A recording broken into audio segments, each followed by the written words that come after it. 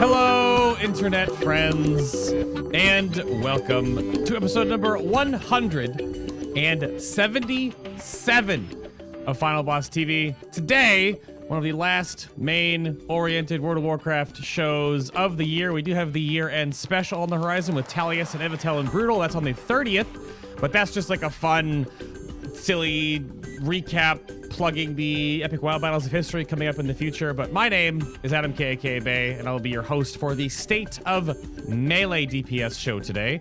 The final in the series of, I guess, 5 shows. We started with State of Mythic Plus, and then we did State of Healers, Tanks, Ranged DPS. Those are all over on the YouTube channel. If you've missed any of those, of course, go check out the show's YouTube channel.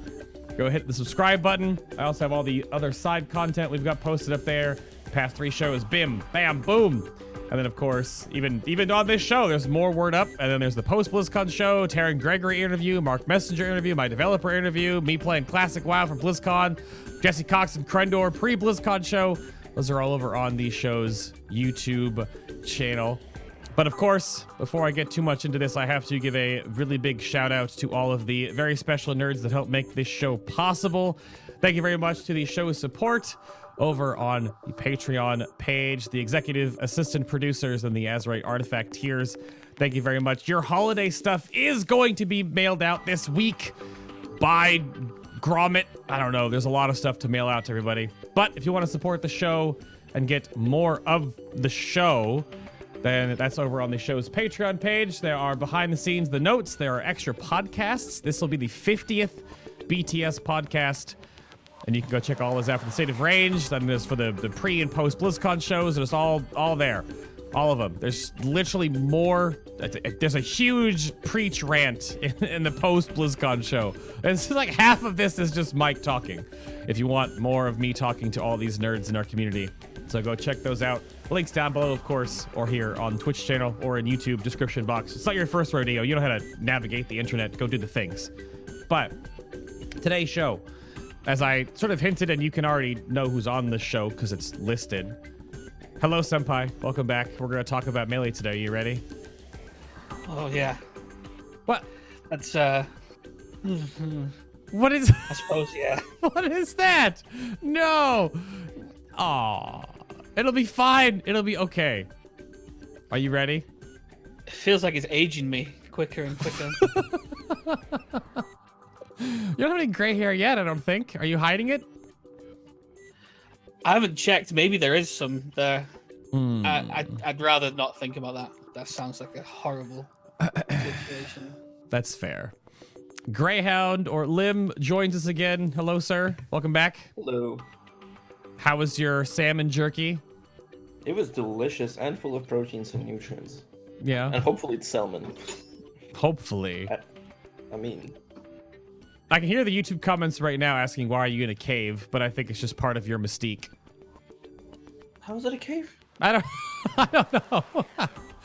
Oh, goodness. And then the fresh meat today, not related to jerky at all. Giggity. Yeah, well, I Giggity. guess so. So Serahline, a.k.a. Max. Hello, Hey. sir. I'm Welcome. Max. We have so many multiple named guests today. So you'll have to explain that. So what's the Max versus Serahline so we can get it straight? Max is my real name, and Serahline is my character name that was created by pressing the random button and then create character. Oh. Yeah, that's it. That's all there is to it. Okay. I just know when Got a I... pretty good deal there. Yeah, well, that's what I was... That works. There- Well, There's, 'cause- there's no cool story, unfortunately. I just pressed random. I'm like, that name seems good, and create character. Oh, what is... Lim, what are you doing? Is that... Are you... Do you have to put that on, or you get kicked out of the guild? Is that what's happening? But you're muted now. I have a big dumb guild. I have a big dumb Oh. guild share. Yeah. Oh, It's is that... a guild saying. So he has Big Dumb Guild, Wordup is Wordup, and I have to represent Premier Strawberry Poppy Kisses Guild. That's just like a piece of paper. It's a bib. It's a bib. It's a guild T-shirt. I like that it's a bib. No, it's not a T-shirt. It's a bib. Oh, that's pretty good. I like that. That's pretty good. But I guess we'll go back around in the reverse order now because Max is the fresh meat here, like I said. So if you have any Fresh meat is a Fury talent, by the way. it is. So you picking up what I'm putting down, Max. I like it. But so what do you dabble in World of Warcraft? How long have you been attacking ankles, legs, and such? And just shout outs, opening bands, introductions. Who the heck are you, sir? I'm currently a DPS in Big Dumb Guild, US 3rd, World 16th for Uldir. I think we're World 16th. Warrior main. I have a Demon Hunter as my main ult.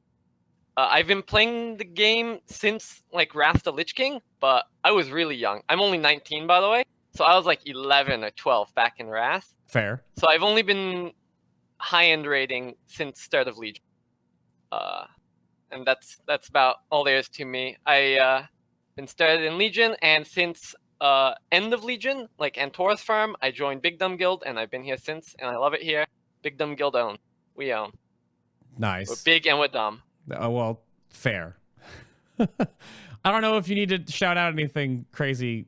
Grayhound. If you're a warrior, go join Skyhold, the warrior Discord. Join it now. There you go. That's fine. I was gonna. I don't know if I want to give Lim this time on the show to do the same thing you just did, because I feel like he's gonna say something that I'm gonna be embarrassed by, or I'll have to say it's not a part of the show. Just go for it. I've seen Beidou dab while the cameras was off. That's a doggo. Hi, doggo. But Grayhound, who the heck are you? Same thing. So people don't know you from the previous shows you've been on. I do memes for WoW, and sometimes I raid. There it is. I also write guides that might or might not have memes in them. Mm-hmm. Let's see.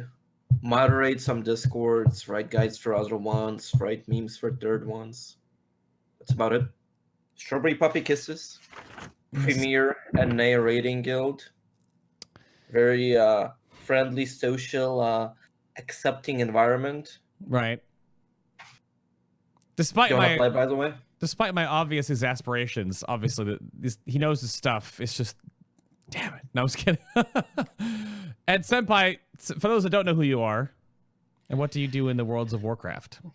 They must be lucky. I play melee specs a lot.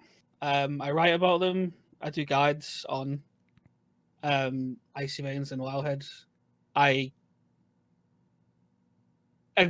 take jabs on Twitter. It seems like that has now become part of the thing as well. I complain quite a lot. And I suffer through enhancement at all times. There it is. So you take jabs. Yours are pretty tame. I think Hikili now is the one that does the jabs. Oh yeah, okay. He's a lot better at being mean. Yeah, I don't. You have nothing on his Twitter feed. Pretty sure. Yeah, I keep it a bit more subtle. A bit more subtle. I try my best anyway. All right. And so Max jumped ahead already. So I wanted to go over resources and like websites and tools and things I wanted to plug at the beginning here, because these shows aren't really guide oriented anymore, but I want to make sure if you're not in the Discord realm, then Discord links. FinalBoss.tv actually has links to every single class Discord. Just go to the Discords button at the top of the page. But other pages, websites, resources, and things that you want to get out there to make sure at the head of the show here to what players should know about. And Senpai, back to you. What do we have here? Because I have a few, but I'm sure you guys have them as well. You brought up a few. What do you got? What? I have a few what? Resources. Resources I do. You lost me. I do Maelstrom? the Wowheads and Icy Veins guides. Those are the easiest resources that I do. And occasional articles on Wowhead as well, I suppose. But other than that, the best places to go is Discords for all of this stuff. It's where we put all of our best resources into. Right. And if the guides are linked on there, then they're going to be fine. They're usually approved through there. Now it's different. You write a lot of the guides for both Icy Veins and Wowhead, and they're in tandem. That's not every single spec. In the past couple of shows, we've talked about the same thing, that they may or may not be written by different people on both sides. How is it that you do both for many of them? And how many of them do you actually put together yourself? I only do both for enhancement between the sites, but I do some others for Icy Veins in collaboration with some other people who do the ones on Wildhead who are on both sites. Okay. Grayhound, how about you? Do you have anything you want to put out there into the ether? Wowhead / Icy Veins' resources, don't use Discords because we don't make money from that. Wow. Just ignore Discords, just go Wowhead, Icy Veins full sellout mode. Also, if you do feel like you need to go into Discord and ask what's going to give you more damage, go to Raidbots, subscribe for like top level, epic, Patreon, whatever, and then sim all of your gear and stop asking questions about, am I supposed to use Trinket A or Trinket B? Am I supposed to use Azerite piece or A or Azerite piece B? Don't forget to subscribe to Raidbot's Patreon and make money for him too. Yep. No, if you haven't, so I use this on stream all the time. And actually another plug, my How to Sim Your DPS video that is also tied with the resources video that I made. Yeah, I plug all this stuff as well. But yeah, the top gear sim has been put together really well. Come a long way from where it first started. And then if you need stat weights, you can do quick sims, gear compare, all that stuff. Read the updated 8.1 notes if you want to know what is still in the works or has been updated, because obviously all of these modules are made by other players, by human beings, and it's not always immediately updated. It takes a little bit of time, but that's definitely a good resource to know. And Max, what about you? Do you have anything else you want to get out there? Join the Warrior Discord. I'm gonna counter Grayhound and say, do join the class Discords. But I agree with everything else he said. Learn to sim. Don't ask. Don't come into Discord and ask, hey, do I wear this or this? We don't know. Just go sim it. We don't know the rest of your gear. So go learn how to use raid bots, sim yourself, and then come into Discord to make sure you know your rotation, because the guides will all be pinned in there. The Wowhead Icy Veins guides, the correct ones. And then you can ask appropriate questions, as in like how to do certain bosses. That's what the class Discords are for, and that's what you should be using them for. Is asking, when do I use my cooldowns on this boss? Does anyone have any tips for that? You can use the Discords for that. Actual discussion. When do I Bladestorm on Zool as a warrior? On cooldown, Bladestorm all the Krogs every time. Just kill the Krogs. Don't let your rogues pad. That's clearly pad damage. Well, now I get to do the new nerfed no shuriken combo nerfed Mythic Zool tomorrow night. I don't know if any of you have done it since the change. Is it any different? No, we did the exact same thing we always did. That's what I thought. With 3 rogues. The same. That's what I thought. With the sim things as well, you've also got Blood Mallet and Hero Damage. I feel like both of those are worthy resources to check as well. Oh, you know what? That's absolutely as universal catch-all things. They won't be like tailored to you, so that's what Raybots is for. But it's a good place to like get a general estimation of whether something is really bad or whether it's like pretty competitive. Yep. So hero damage, another great resource. Then Blood Mallet as well. Blood Mallet's got a whole bunch of stuff, and once we get the new Azerite traits, you'll be able to dig in there. Blood Mallet's got sims, trinkets, and Azerite trait stacking for all your DPS classes. Some tanks are in here, a little bit here and there, but mostly it's all the damages. And then the one last thing that I wanted to make sure gets put in here is Azerite.info, which is a way to look up every single individual Azerite trait.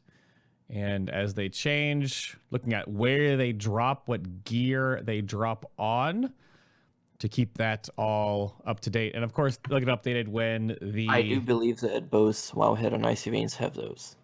Which ones? Sponsored content. Sponsored content. Yeah, it's true.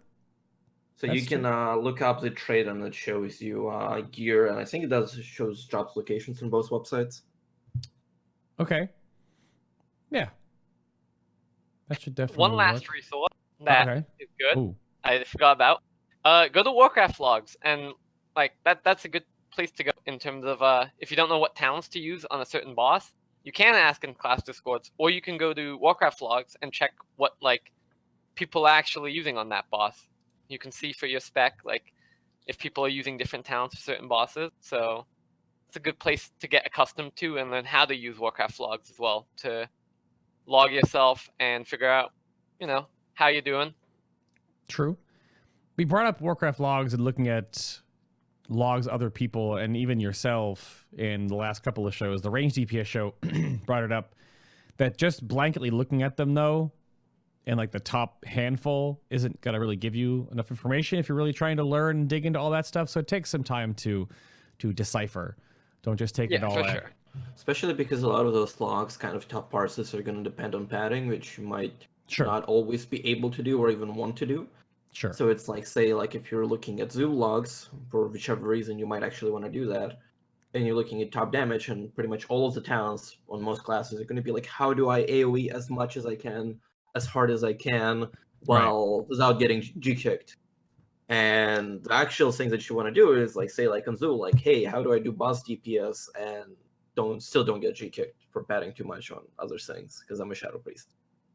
Well, a good thing to do instead of just looking at the top ranks there is, because I know that there's quite a lot of people who don't use this when they do, is instead of looking at the boss and going to rankings, you go to statistics and you go to your class and you go to talents, and then you can find which talents are the ones that are most popular, ones that are doing the best that are also the most popular. And usually, generally speaking, outside of like really odd situations, you can just follow that list because that's already tried and proven by people who are playing with it. Yeah, I'm gonna bring up. Oh yeah, so just so we can look at this on screen. So I have. You're on Uldir. Go up here to. We're gonna go to Shaman on this one. We're gonna go to Shaman, Enhancement, and then we'll go. Since you said talents, right? And then we'll have the talent breakdown. Which, this is a little bit straightforward because there's a lot of very, very. Wow, what the heck? Wordup, why is Boulder Fist is on here now? Help. Earth and Spike. Because the people who are using it have got there's easy, but people who are using it have generally got traits that really heavily support it. So the bosses really have really, really strong. Yeah. In pure target, but they aren't using it on other ones. So the average is bumped up because that's why there's lower passes of it. Yep. There's a lot of little things you can take into there. I don't know. Let's go over to let's do Warrior. And we'll do Fury Warrior. How about that? Fury Talents. Hell yeah. There's only one Fury build. Is there? Basically. There's very limited options right now for Fury.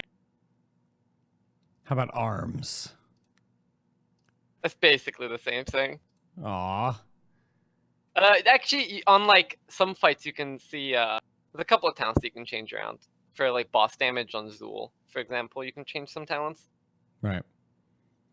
But lots of information out there. Just know how to discern between it. And don't take everything at super face value.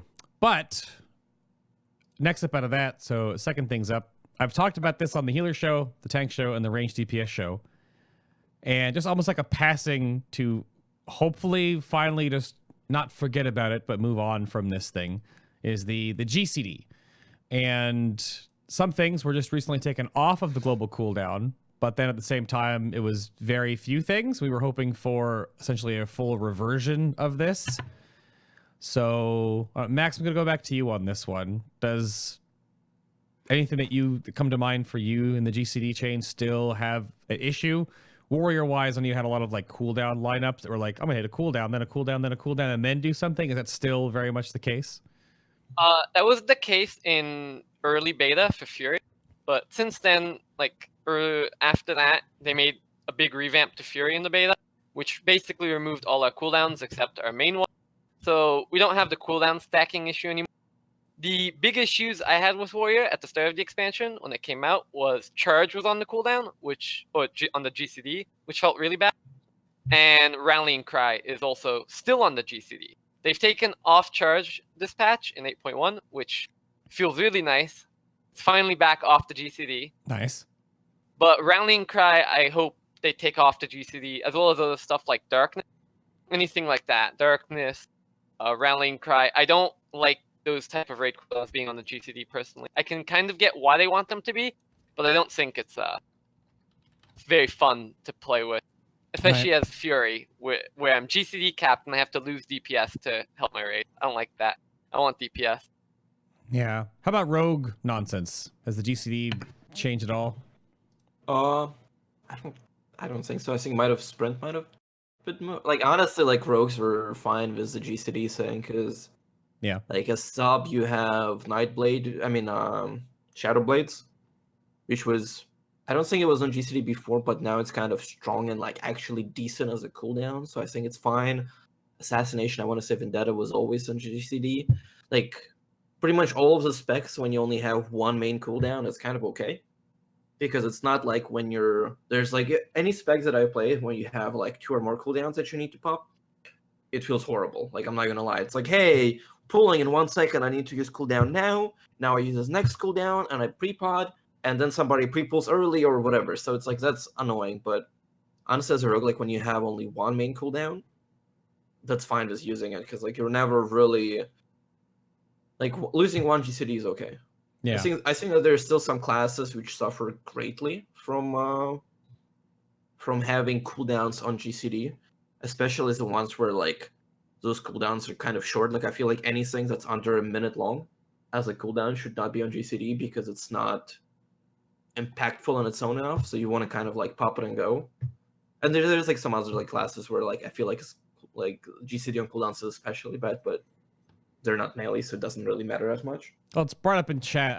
We don't have much direct Death Knight discussion on the show here, but yeah, so Death Knight is still Remorseless Winter, still got it bad. Empowered Rune Weapon, then Pillar, then Cindy, and then you can actually press button. Yeah, so like that's like it what I happens said. with Unholy as well. Unholy as well. I think the main thing with cooldowns on the GCD that feel bad are ones that are like directly tied to resource. That you can't immediately spend because you've got to wait for the global. So you've got like Berserk and Empower Rune Weapon, the 2 like big ones. Right. When Tiger's Fury was on the global cooldown for Feral, like during the beta, that was the absolute worst thing that ever went onto the global cooldown. That was really, really bad.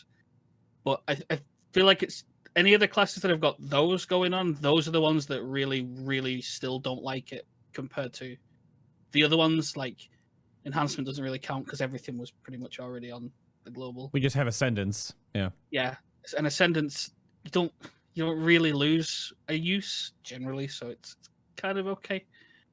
But the other ones that had it put on, usually they only have 1 cooldown. Doesn't really matter. Well, quite a lot of the time they have dead time in the rotation as well that it fills in. So I think it's just those ones that are really not enjoying it. Yeah. No, that's for sure. But the few things that came off the global cooldown were just a handful of just movement abilities. I thought it was going to be more of it, but it really isn't. It's helpful, but it's mostly the cooldown laying up. I don't know. The Death Knight thing I don't really want to get into too much. I talked about that way, way over the top in beta because I thought that there was no reason why they needed to have ERW and Pillar as 2 different cooldowns. It's just whatever. Armchair dev, maybe. But yeah, they took charge off the global cooldown, but they didn't take Feral Lunge off the global cooldown, did they? No. That's because warrior privilege, all right? We deserve it. You're a filthy shaman. Every single enhancement shaman was going to get fixed in 8.1. That's what they told me when beta was over. Yeah, and they got massive damage buffs. Didn't you see the patch notes? They were huge. Insane. Huge. Massive. Indeed. So I've already spoken, like I said, this is the 4th show in this series, so go check out the range DPS, the healers, or the tanking shows. But in all of those, and why I want to get into a more meaty topic is the Mythic Plus meta and how it's time to take that final stab from the melee point of view at this part of the game because of the huge swath of dungeon nerfs. But honestly, most of them are just nerfs across the board, possibly prepping for the 15s we're going to be doing in the future. But I don't dabble in big keys, but I know that you all osmose and pull a lot of things from our Discord communities, from other resources out there, and just sort of feel for how this is changing. But what is happening is the melee meta still going to be what it is? Like, it's always just the 2 melee, 1 ranged. Is it going to be the rogue demon hunter thing? It's just too good. And I think Grayhound wants to start. You want to start this? Yeah, I mean, it's kind of hard to say because, like, right now, season 1 is basically over, and Right. we're gonna be moving into season 2. And season 2, like, the loss of Infested and the whole new thing is how the new affix. I feel like that's gonna change a lot of pulls because right now, like, I also don't like really push super high keys. But even when like BlizzCon, like, I talked to some of the people who were running MDI, thank you neighbors, that when you do like big pulls, like on high level keys, like say like your level 20 keys, a pull is going to be nearly the same as level 15 key. Not because like the damage or healing, but because of Infested. Like there's only so much CC that you have. Right. So you can't pull 3 packs, and also because of trash mechanics. Like you can't pull 3 packs and just like I'm gonna stand one or 2 mobs like how it's done in Legion and just AoE everything down, because it's like, hey, you pull 3 packs, congrats, you have like 5 casters who are hexing you, somebody's like dropping AoE shields, somebody's doing something else. So it's like trash is really the limiting factor right now, and especially Infested, because like if you're pulling multiple Infested mobs, unless you're CCing all of them, that's just not fun for anyone. So next season meta, I feel like, might change a bit depending on that. But at the end of the day, like as long as there's like all of the trash mechanics are kind of toxic, I would say. Like you like looking at the easiest dungeon, it's all Azar, and like it's probably like I would say like the easiest dungeon on the entire rotation, this expansion. But even then you get those pulls where it's like, hey, you're pulling like double hexer and 2 guards, so you always have to interrupt hexers. I don't even know if you have enough normal interrupts to get every single hex cast going off. The guards who drops the AoE shield that you can't kick it, you only have to stun it or like hard CC it. So it's like at the end of the day, like if you're pulling this pack, you can't pull anything with it. So I don't honestly know like how much meta can change as long as this is happening. And like you can look at other dungeons and you have the same exact issues you have the things that we had in Legion, which I know that in Legion as a tank, I hated a lot. PG-13 show that every single dungeon now, or nearly every single dungeon, has ranger mobs or archers who are like, hey, I'm gonna shoot you from range and not move until you line of sight me, and because I'm a physical range caster, you can't interrupt me, so I'm just gonna stand like somewhere far away. Yeah. So those like also like I said, there's like I feel like Mythic Plus, like they're getting possibly better than in Legion in terms of like from game developer point of view, that you're not just like, hey, let's pull all of the trash from this boss to the next boss, AoE the trash down, pop all of the cooldowns, and then slowly kills the boss. But at the same time, it's also like it's not really fun when it's like, hey, like when you go into like Burning Crusade mode, like, hey, we're gonna CC this pack and just slowly kills them. We're gonna CC this pack and slowly kills them. Because looking at MDI, like the biggest difference for me was like at the BlizzCon when they played BFA MDI, well, MDI, All-Star, whatever, and Legion MDIs. And in Legion MDIs, you actually saw some like crazy, big, cool pools where it's like, hey, this is actually looks impressive. The BlizzCon All-Stars MDI was mostly about just who can do it without making mistakes. Just usually a couple of tricks, Yeah. and then if one person, Yeah, there's some wipes, minor that's it. things. There was the whole unholy DK thing, which was cool, which immediately got nerfed because goddamn, if you have any fun, can't have fun, especially as a melee DPS. If it's a fire mage, it would be fine, but unholy DK, no. And I mean, that's about it. Like, I feel like I don't think that meta is going to change drastically unless Blizzard changes a lot of things going on right now. I'd be really surprised if what they've changed actually alters it, unless Reaper. And I mean, from what I was utterly saying was like, I unmelee. think like Demon Hunter's getting more AoE buffs because they're like the #1 class who needs more AoE. So, I mean, the thing with the meta is that the reason that it's 2 melee is the interrupt factor. That's what they need for the trash, and melee are the ones with the most interrupts. So you need 2 to cover the fact that there's so many packs that have at least 2 things that have to be interrupted consistently. And the higher you go, the more important it is that you can have 2 to cycle between. And that the meta is Rogue and Demon Hunter is, rather than other melee, is also down to the fact that Shroud is really good and Havoc is disgustingly good burst damage. Which Well, is, and like I said, like Havoc is getting even more buffs, so it's not like it's going to become worse because of that. Rogue, so Shroud or Blizzard are slowly trying to nerf it. I think like I don't know, all of this, like if they put a lot of stealth mobs everywhere. I know that the first pool of Underrot, like the first Shroud skip that was pretty big, just got completely obliterated. And Yeah. it's like, hey, Yep. here's like 25 see-through stealth mobs just in case you were confused about what we want to do. And like on that topic, I don't know if they're planning on doing it in the future again, but here's another fun thing: that faction favoritisms at Alliance have access to wonderful Night Elves, and Shadow Melt you can still Shadow Melt a lot of those skips even without Shroud. Mhm. So I don't really know what Blizzard plan on doing about that, because like it's obvious that like this entire expansions that Blizzard have been kind of like trying to force people to go Alliance. That I think like Light Force Draenei have insane AoE ratio, where you just jump like a nuke on everything. I mean, I And I got think 30 more. I got 30% more AP right now. Yeah, then you have like more AP, then you have more gold, so it's like then the whole like thing Yeah. that like Alliance can get Famed Slayer for about like 6 months longer than Horde Hey! because nobody plays Alliance, which also messes with Horde not being able to do Mythic Crossrealm. But outside of that, I feel like Blizzard doing changes at like kind of like move specs up and down, but overall meta's not changing. Like if they nerf Rogues too It's much, not like they're going just gonna it's not going to reduce the number of melee you take. It just might Yeah. mean that the melee you're that you just gonna don't take swap right out Rogue now, for somebody else. You're might- gonna swap out Demon Hunter. because right now, like a lot of the melee that aren't rogues and demon hunters are still pretty good in Mythic Plus. Like it's one of the few bits of content that I'd be confident in saying that enhancement is actually pretty good at. Right. It's just that it's not got Shroud. Its burst isn't as good as a demon hunter. So, do you really need Tremor Totem? Do you really need 3 seconds off the interrupts? No, you don't really. Not compared to if you could just burst AoE or skip everything. So that Shroud nerf is probably the one that's the most likely to open up more melee specs. But other than that, I can't see anything changing. If anything, Reaping's going to make Demon Hunters even more desirable if it's just going to be an AoE down everything when it runs at you. I Yeah. think another like added thing is I wish they didn't nerf Shroud by adding like see-through mobs. I do think it would be better, like armchair dev, but Right. it would be better if they buffed invis pots in some way, because I do think skipping trash with invis should be encouraged in the sense where finding out which packs are the best to skip and stuff. I don't think that's a bad thing. I think that's cheesing the dungeon, but in a good way.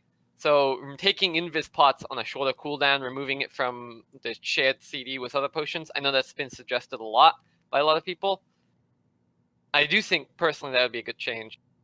And not only does Demon Hunter have insane burst AoE, which has been like Wordup talked about that a lot, but they also have stuff like Blade Dance, which just cheeses a lot of boss mechanics because it's just Blade Dance, I guess. You can take every single one of the last boss in Toldegor.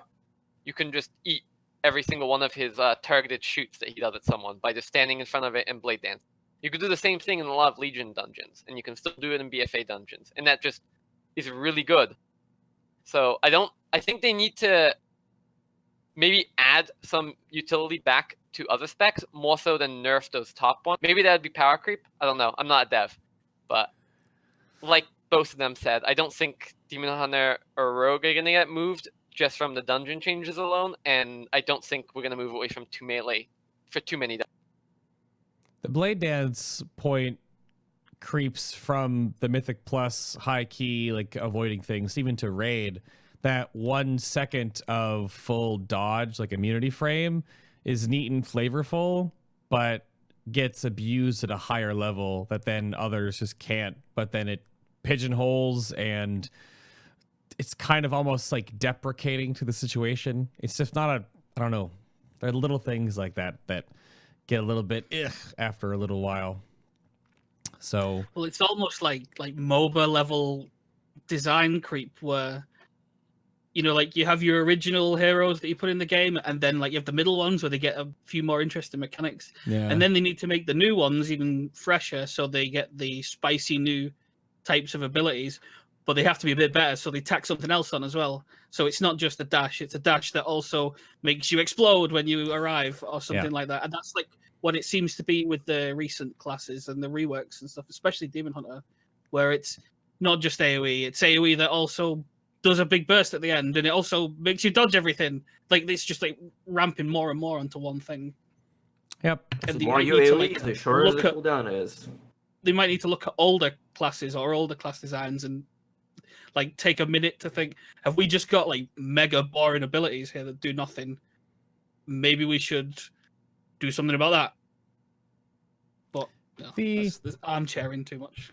It is a little bit, and I wanted to point out too that the burst AoE potential in keys obviously comes into play at certain points. Again, we're gonna start doing 15 soon for max loot, right? So I'm gonna have to figure out how that feels and then go beyond there in the future. But I wonder what burst AoE is important versus just consistent, because I don't know what you have seen since our major crazy buffs to enhancement, but our elemental blade flurry, which is crash lightning with crashing storm now, is a lot of just constant fortified mythic plus just hammering AoE though. It's not bad. And you're not bursting a pack that and moving on in 8 seconds. You're fighting it for 30 seconds to 40 seconds when you're on a larger key. Well, yeah, I think that the sustained AoE thing is good. For enhancement is, and that's its thing. It's just that right now, when you look at Crash plus Sundering versus like I-Beam plus Blade Dance plus Fell Barrage as an example, and you've got those two packages, they'll probably, like, on average, assuming that you play them both perfectly, be not too far off the region of about the same if it's just constant. But that they're even means, in what universe would you want the sustained one if you could just do all of that damage of that 30 seconds a minute in 3 seconds and then move on? It's just fundamentally better than sustained. So they need to make sustained overtuned to even out, which is always a problem that they're going to have. And I don't know if they even know how to fix it. It's been that long. Right. I was putting you in that position to actually say essentially that. That was a good... That's the good and bad side of it, I suppose. Yeah. Yeah. So I guess the end cap question to that before I move into a little bit more Mythic Plus stuff is, we've touched on it a little bit, but is there something that you think that could be done to Mythic Plus? I like the idea of the Viz pots. That's a good idea, Max. That's the first time I've actually really heard about that specifically. I like the idea of moving past certain mobs and knowing when, because a lot of what the Mythic Plus state of show that came up was that so much is linear in these new BFA dungeons, which is good from a professional esporty MDI standpoint, but actually kind of horribly boring from the perspective, like us watching as from the outside in, the viewers, because they're all doing the same thing. There's no variance. Well, this like when you look at Tol Dagor, there's a skip that a rogue can do, or you could supplant it with a profession if someone's got that. I don't know why they don't allow for like to have more weird things that go on in the dungeons that could be supplanted by a class and / or some kind of thing in Probably exchange because for of Court of Stars. I feel like Court of Stars ruined it for all of the dungeons, whereas they added too much of it and a lot of it was they RNG. went too far with that. Yeah, so now, but there's like, hold on. We can't do that much. Like, we can't, because that was like a major thing in Court of Stars. That like at some point, like if you're pushing a high key, you needed like somebody with engineering, or I think it was a goblin or something, but like you needed somebody who could do one of the two buffs and so on, and like your comp was even more forced in because of how powerful they are. Right. So like they either needed to say like make it so there's a lot more abilities that would trigger those things, or on the opposite, you need to make them more flavorful but like smaller impact. Because like otherwise, you kind of run into like either you don't really care, or you're literally forced into it. And the kind of like I said, what we had in Court of Stars, where eventually you you needed like this profession, you needed this profession, you needed this profession.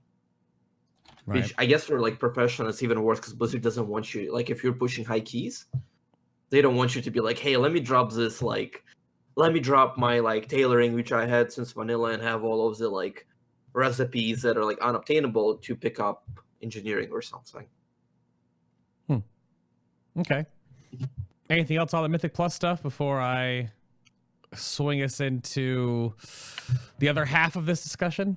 Good. I mean, other thing Oh. to kind of nerf melee in Mythic Plus is just makes the cast less often. Like melee are so yeah. strong because you can get all those interrupts. Like The interrupting. it's like if you're say like bringing like a caster, you can interrupt like what, like 24 seconds, 20 seconds, something like this in melee. Like Getsuka's gonna win, and especially when like all of this interrupts. Like it's not if it was just damage, you could kind of like tell your tank just like take more damage and be a better tank and don't suck. And why are you playing? I don't know which tank is the worst one, but Bear. Guardian. Let's say, yeah, Bears. let's say Guardian. Why are you playing Guardian? Just go play something easy like Monk or whatever. But Not when it's knowing like, Fade would not be happy. Uh-oh. I mean, he's never happy. He's a druid. But when you're like, when the caster like polymorph, hex, and everything that actually disable you, you need to get them. So it's a lot. It becomes a lot more crucial than just damage. Right. So that's another thing that can be done to fix it. Okay. I like it. So with the Mythic Plus stage sorted and gone over there, let's tear down that all and talk about rating specifically.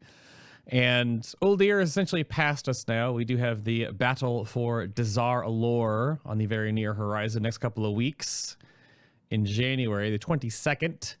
So Uldir, though, I think will probably go down in history as LOL feted and then just sit all of your melee, basically. And Yeah. You brought melee for Zul. but You brought rogues. you brought rogues. However, it was Well, pretty damn fun. What? Every single melee at this point should just have like a rogue ult and a DK ult just in case. Like, hey, we need groups because Agramar. Here's 5 DKs. Hey, we need rogues because Zul. Here's 5 rogues. Just like every range at this point is supposed to have like an Aflock ult. Like, Yeah. doesn't matter how bad it is. It's But- gonna be good eventually. Gotta bring up a good point about Uldir is definitely it was pretty damn fun to watch the world first race as a community on a global scale for the first time. So seeing what Yeah, it was that's really gonna- nice seeing my class represented. It was really nice seeing Method go farm Mythic Plus for a whole day because Fetid was unkillable. That was really. I mean, we could kind of like watch something before, like China. I think China streams since like TOS. I want to say China streamed, and they were like Yeah. up there. Like they were. We still got to see how KG was initially. That the beautiful balancing where it's like, hey, Yikes. Bulls land, and then it's like Meteor like half a second later. And like right now, like I mean, like Exorcist, I don't think they streamed. Limit didn't stream. So like we get to watch Meta just smash their face into the boss. I don't know. Like I tuned in for like 5 minutes, saw that they were raging and going to farm Mythic Plus. I'm like, cool. I'm gonna go do World Quest because I need AP. Yay! Yeah. It was great. It gave me a heads up on which bosses that I could maybe sit if I was getting bored of the race. Wow. That's the, but Not that I did, but you know, it was just in case. You know, if feeling a bit tired, then I just won't come because I'm doing Mithrax. come on. But what I wanted to get into now is talking about the battle for DZI in the future. And we started talking about this as we were setting the show up, and I said to stop talking about it to save it for the show. But with testing and feedback currently, the overall state of the new raid coming out is definitely very positive. Just the fun factor looks a lot higher than Uldir. But for the melee side of it, are we going to see more than 4 melee on an encounter? Or are there situations just as bad as Uldir on certain bosses? I don't know. Wordup, have you've done testing? I tested all but one of the bosses. Yeah. Okay. I didn't see any bosses from memory, though it's a bit fuzzy. That was like oppressively anti-melee level of Uldir. There wasn't like any boss where it was like Mithrax, where it was if you've got 3, that's it, that's your limit. You can't have any more than that, or else the melee that you already have are gonna get completely ruined, and they don't get to hit the thing that they need to hit. But like there definitely some fights that had like a ranged tinge towards they'd be a bit better here than Melee would be. But I could see Melee working or being really good on like quite a few of them personally, based on what I tested. Okay. But that remains to be seen because we didn't test Mythic Jaina, and I didn't see Mythic for a couple of the bosses. I just saw the heroic ones. But I cannot imagine that it's going to feel as bad as Uldir did. I really, really hope so anyway, because if it happens again... I tested as well. It definitely should not be like Uldir again. I didn't like Wordup said. I don't remember anything that was as melee unfriendly. Although I don't think anything could be as bad as Uldir, like Fetid and Mithrax and Gahun even. I don't even think it's going to be ranged favored. It's just going to you just can't bring too many melee to any encounter, even if you look at like past raids that aren't Uldir. You're not going to bring like 6 or 7 melee on most bosses, because if a mechanic forces, let's say, movement, or for you to get away from the boss, you can still shoot the boss with like your frost bolts or whatever. You can't hit the boss with your melee attacks if you have to run away from him. And that's just like it's a common type of mechanic in raids where you have to move around and stuff like that. Mages can just blink and still cast. Warlocks can just like dot. Melee can't, they just run away. So you can't bring too many melee because of how much DPS they do lose from movement. But I definitely think we'll see quite a few bosses where you'll have like 4 or 5 melee on them, because melee generally are strong damage-wise. Like warriors generally tend to be good, rogues tend to be good, demon hunters are good. Like you need a rogue, and you not need a rogue, but they're always good. You need a demon hunter and a warrior for their like rate. So I definitely think we'll see 4 or 5 melee on most bosses, but I don't think we'll see more than 5 on any off the top of my head. Okay. I can definitely see like a lot of them having room for extras. There's quite a few bosses that have like had anti-range mechanics that melee wouldn't have to deal with, but still have things that would get in their way as well. So it's like guessing which ones are going to be like the most disrupted. But I think like Max said, the main thing that seems to like go over both sides of the argument of which one's worse, melee or ranged head, is that they both have completely different punishments when mechanics happen. So ranged will lose some damage from having to stutter step, and generally speaking, ranged are like tuned a little bit lower than melee on average right now, even despite the fact that melee are being like oppressively not taken to a lot of bosses in Uldir. But when a ranged is forced to do that, they lose some DPS, whereas when a melee is forced to do a mechanic that forces them away from the boss, they lose all their DPS for that period. And sometimes they're going to be quite a long time that it happens. So it's really hard to quantify unless you've done the fights both equally in progress, and most people haven't. So they won't know either side of the argument. I don't think we'll be as, if you remember back historically to Dragon Soul, that was the one time that I always look back at the melee versus ranged metagame was quite awkward. Melee just had that extra attack power buff or whatever we had, because we had so many mechanics that were like, run away from the boss, run over here, avoid this, and we just couldn't attack. So Blizzard was just like, just buff melee, because we couldn't do things. So obviously, Cataclysm was the first time that there was really like there was a boss that was just so offensively anti-melee. It was the first time that I ever saw it personally, anyway. Yeah. That it was just like entire guilds were just benching their entire melee squad, and it was full range. So we're not there. Council was just like, no melee. Oh, don't. Hey, remember we're Coven? Kind of close, yeah. And I mean, like, I feel like one boss in last using year. Coven as an example, it's really good because Coven, I don't think it was like aggressively anti-melee, because you still had pretty much like 100% uptime on a boss if you wanted to as a melee. You still got to hit the ads. So it wasn't that it was just punishing you, it was that range were benefiting too much, because it's like, hey, here's fire beams. You still get to hit the boss plus 1 ad, maybe 2 ads, but range get to hit everything around you. And that was, I feel like looking, like I haven't done testing because because testing. But looking at a lot of fights, it seems like there's just a very kind of like there's things that range can do that melee aren't going to benefit from. Like say like, hey, there's like an ad somewhere far away that you can multi-dot for a single target damage gain on the main target, or there's like council fights where you can like dot up the other target as a shadow priest and gain more damage like spamming into the main target, while as a melee, like say like first of all, not many melee even gain like single target benefits from having like multiple enemies, and even the ones that get, let's say like assassination rogue, like you can technically, if you have like 2 or 3 targets stacked together, you can get insane energy regen and like poison ticks and everything. Yep. But I don't think like you really expect it to be like, hey, I'm gonna shadow step out, dot up that ad, and then sprint back, and then do that every 40 whatever seconds. Because that's like no, like you're if it's actually going to be a challenging progression fight, you're not going to be like, hey, let me go from like 200 like 100 IQ gameplay where every single raider can do it to like suddenly go 150. Especially like it's like you don't want to like go too complex and then start to make simple mistakes. Yeah. And I feel like that's what's going to happen to a lot of melee, that melee aren't punished, but they're not getting the cherry. And range are going to be able to, hey, I can multi-dot this, or I can passively cleave that with like minimum effort and still be better.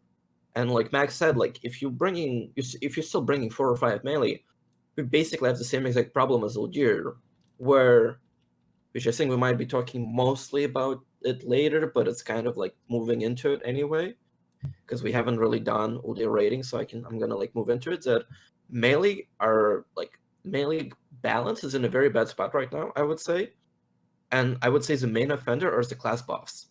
Because class buffs are disgraceful. Yeah. Like absolutely. There it is. I could actually just like have an hour-long rant about how poorly they've been handled when it comes to melee. Yeah, because first of all, we have the whole brings the player, not the buff thing, not the class thing, which existed for so many expansions. And honestly, like if class buffs were like split between multiple roles, that would be fine. But right now, like let's say you have 4 melee spots. Let's assume that unless you're like one of a few crazy people, nobody's running a warrior and nobody's running a demon hunter tank, and everybody's running monks. And I hope you're running monks. So that's already 2 melees that you basically force you need to bring havoc. You need to bring a warrior. Those are already 2 done. Hopefully, like monks stay decent next year, so we don't have to force a windwalker into it. Because I don't know, like I've heard some people say like, hey, Proud Warrior and Demon Hunter is gonna. Well, Proud Warrior I've heard people say gonna be good, but it's like I don't know. Maybe for some guilds, probably not for most. But it's like 2 of the melee spots are literally locked that you bring a Demon Hunter, otherwise your range turn into crybabies, and you bring a warrior because Executor and raid buffs. Yep. And then you have like 2 or 3 spots left. So who are you gonna bring? Most people are gonna bring 1 rogue because there's utilities, there's defensives, there's just rogues are always like gets their way closer to officer positions by staying in the guilds for long periods of time. So they're like, hey, rogues are really good, I can feint. And you bring them. So then you have like still like 1 or 2 spots, and you might bring like DKs because DKs are really strong right now. And they have utility like, hey, Mitrax, let's do it without grips. Like every single guild, I'm pretty sure at this point has like multiple DKs on roster just in case we get the next Agromar, where it's like, hey, we can either like bash our face into the wall, or we can just have 3 Blood DKs tanks when 2 of them are DPS mains and just ook to victory. Well, DKs and Warlocks are basically a direct comparison.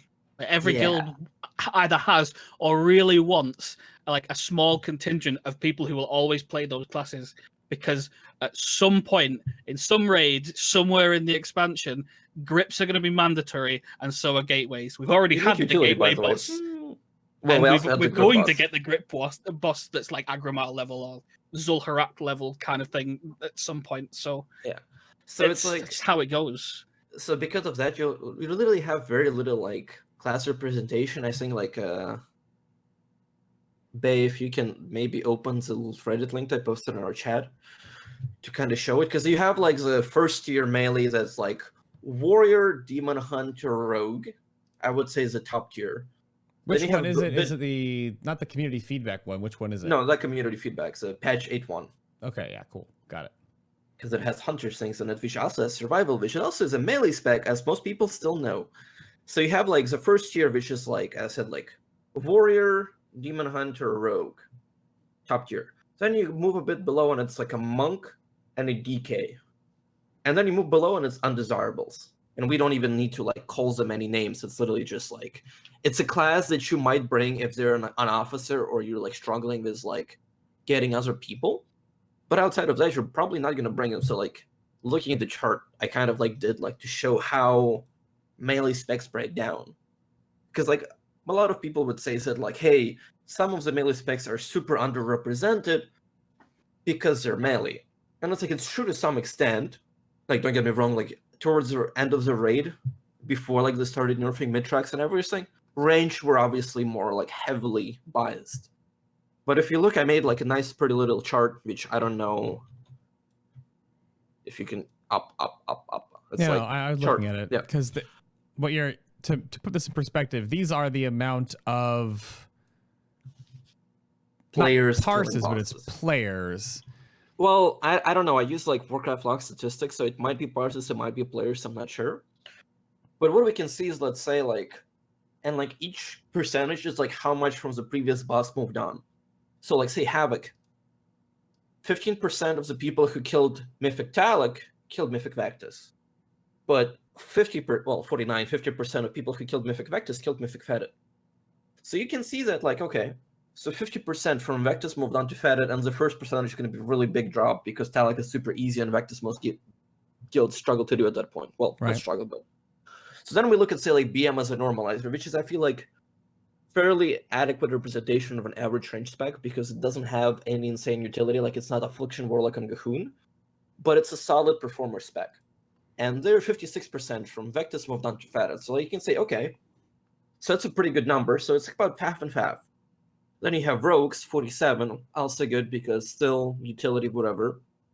Warriors, 40, so they dropped off a bit because, again, they're up there, they're good, but they're, again, maybe not that good.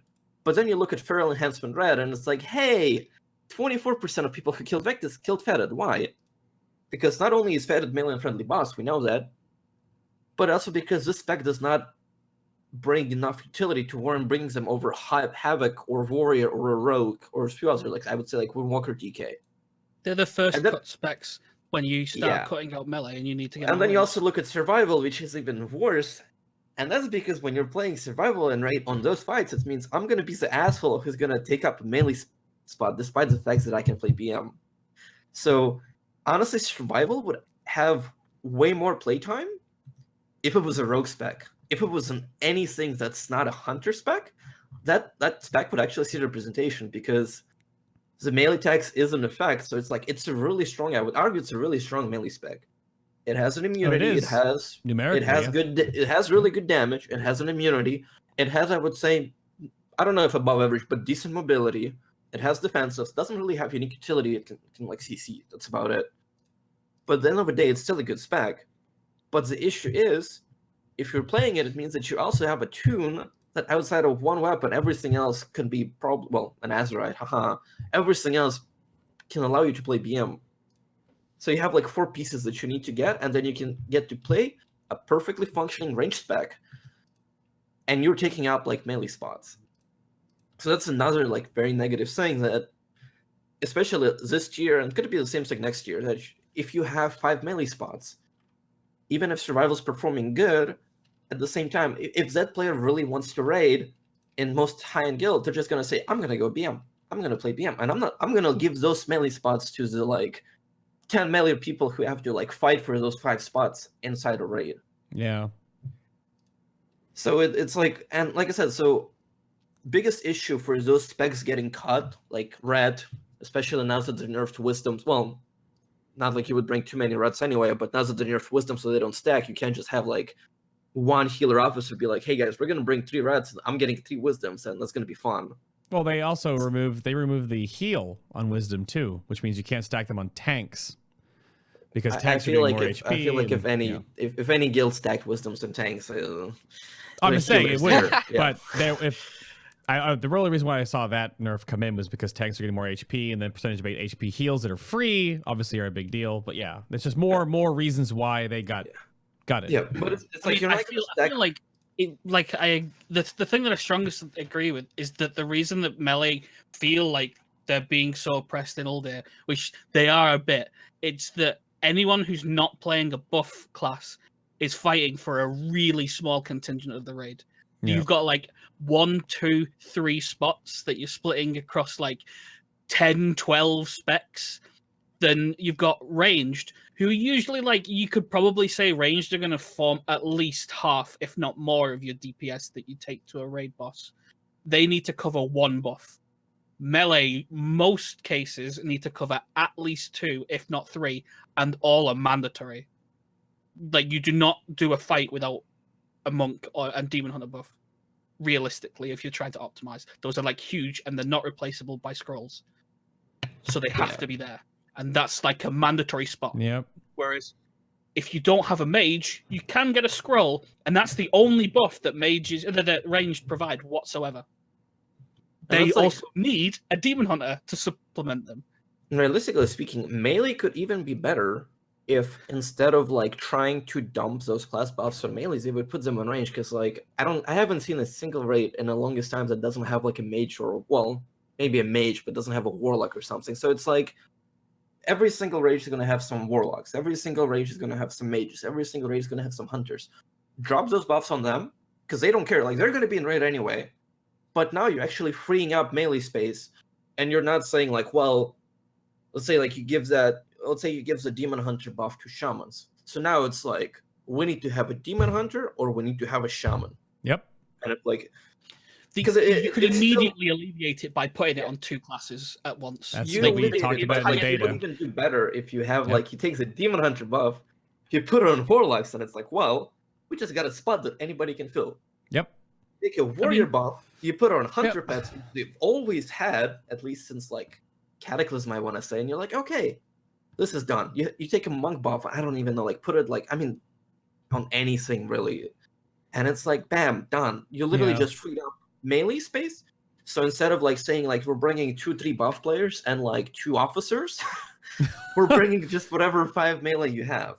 It's the I thing mean, that Max must have experienced this by being one of the ones who brings the buff.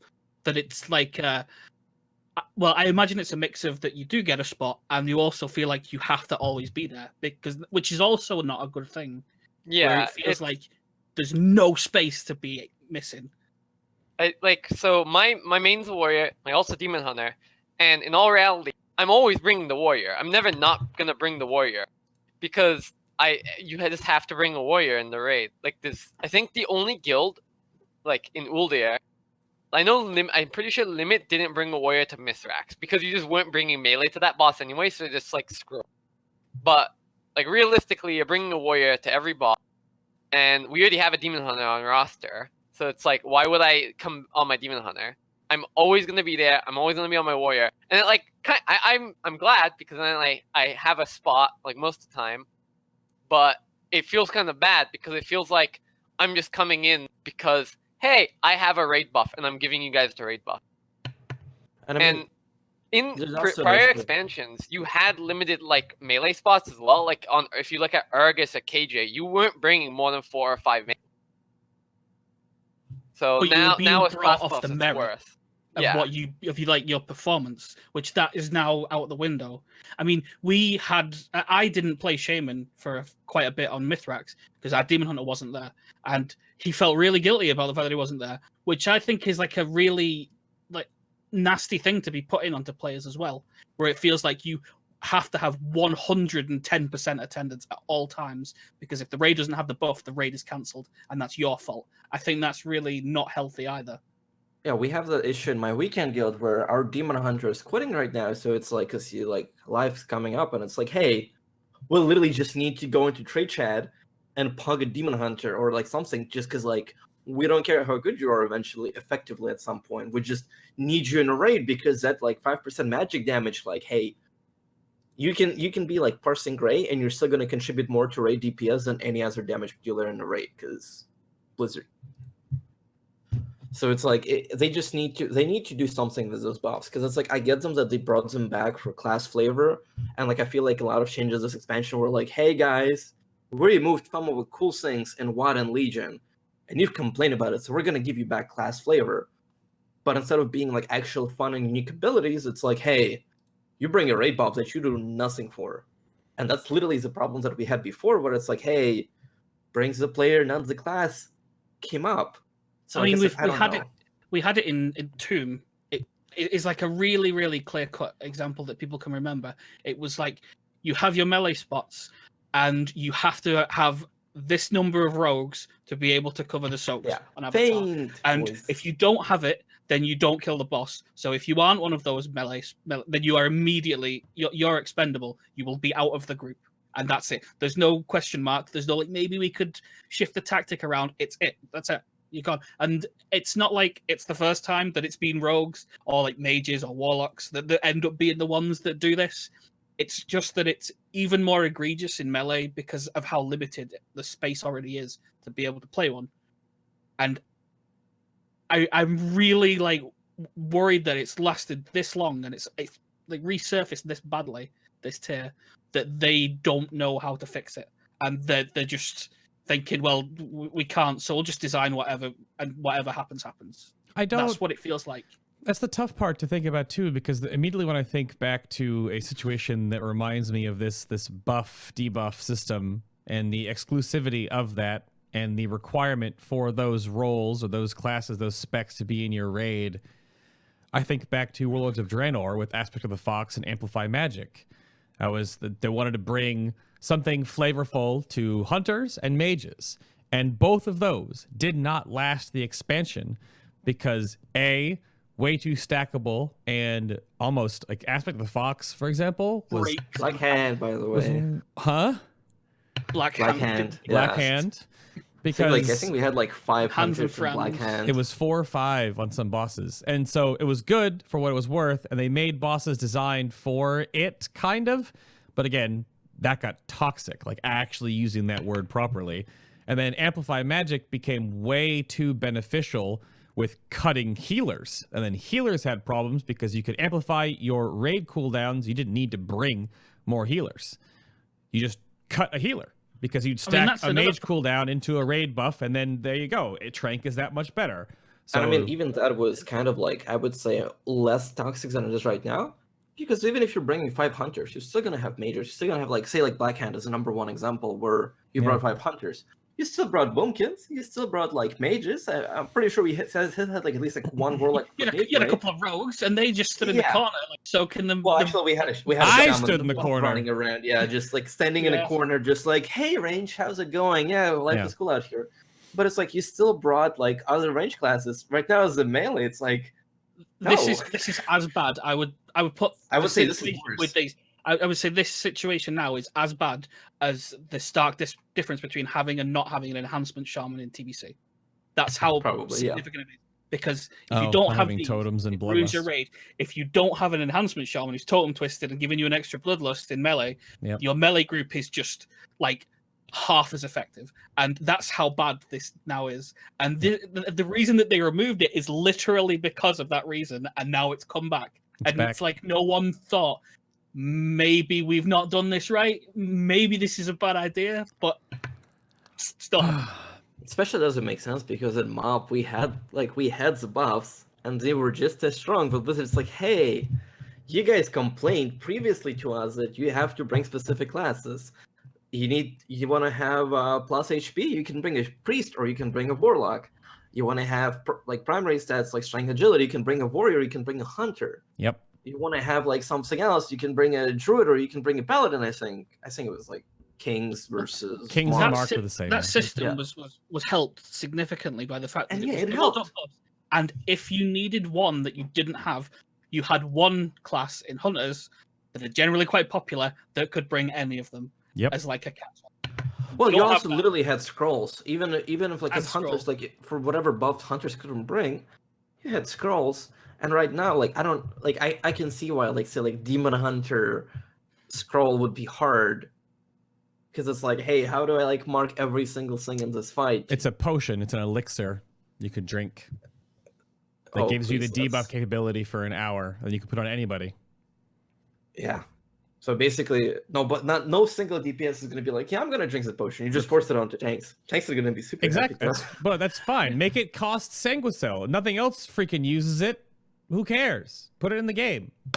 Bam. You could also just remove the Demon Hunter and Monk debuffs and just like an easy solution is remove those and then just make the scrolls the full value instead of a reduced value.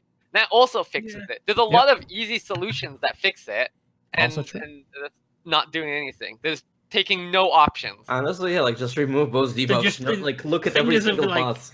Nerf Fingers are everything by firmly in 5%. ears at Blizzard, and they're just going, "Ugh," and that's it. We don't want to talk about this anymore, and that's what it feels like. Yeah, I know. But So that's that whole discussion. that's the rant. That's- That, yeah. That is, I want to make sure we get enough time for chat to weave in some questions, and I want to get to my throwaway questions. So I'm going to move us along from that one, from the entire raid discussion. If my guests want to step away for just a few moments to grab a drink or walk the dog for just a minute, I'm going to plug some things. First things first, of course. Thank you very much to the patrons of the show.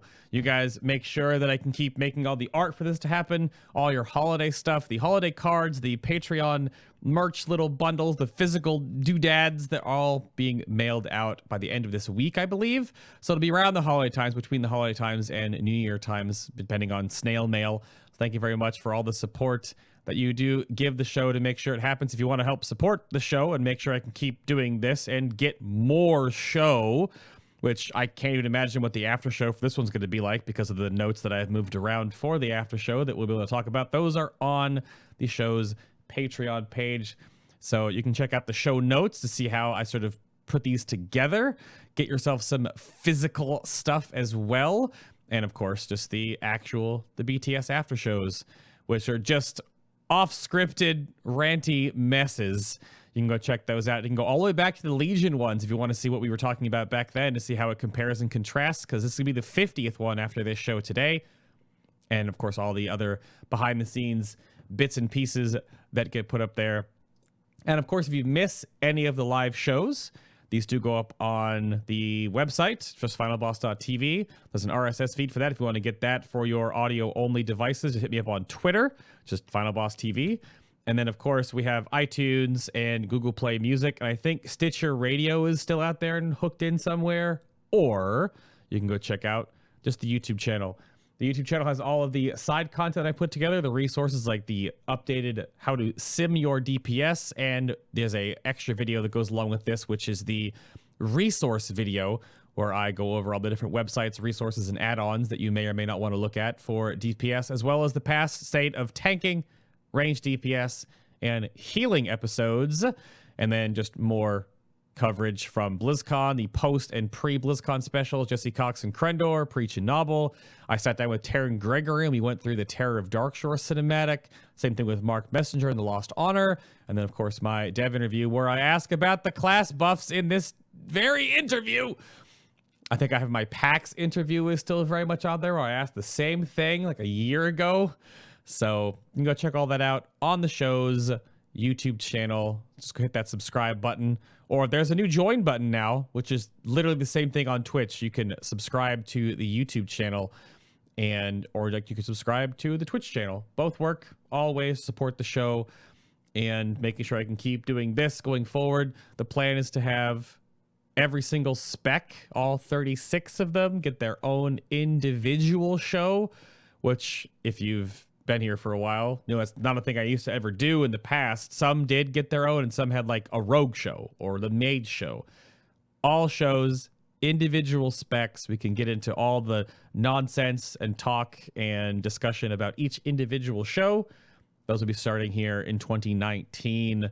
Hopefully, when we're firmly in the Dazara lore, we get to talk about the last time. We won't really bring up Azeroth gear very much, but if you haven't heard, Azeroth gear is getting decoupled from the neck in a way, apparently, where the traits just exist and the neck gets its own progression system.